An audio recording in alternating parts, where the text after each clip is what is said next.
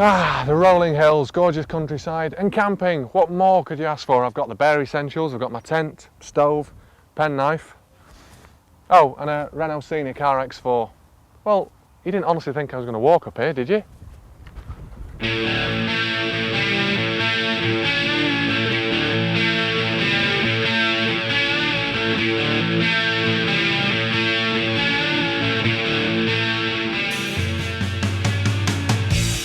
Now, in order to make the Scenic off-road capable, Renault have raised the body shelf 4 inches, have changed the suspension, fitted off-road tyres and adapted the drivetrain so it's driving all 4 wheels. And, well, it certainly looks the business.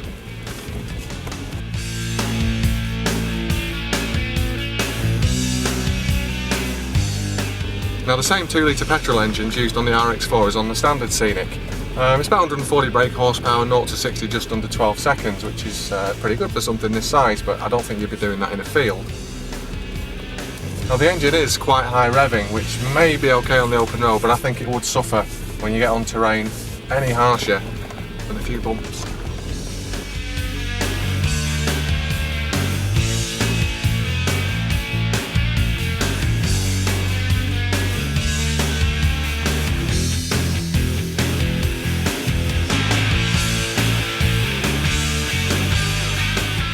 Now, being realistic, this car probably isn't going to be used for playing about in fields as I was doing there, but I had a great time and I think it proved just what the car is capable of, which is quite impressive.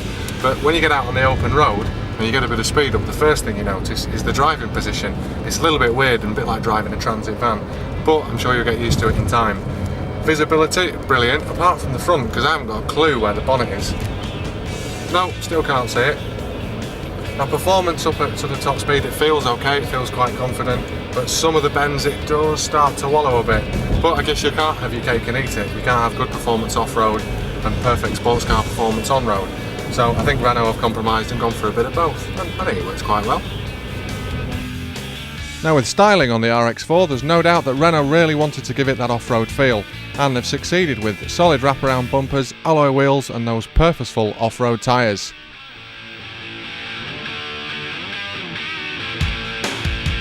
Now, the engine we were driving was the 1.8 petrol, once again identical to the regular Renault Scenic.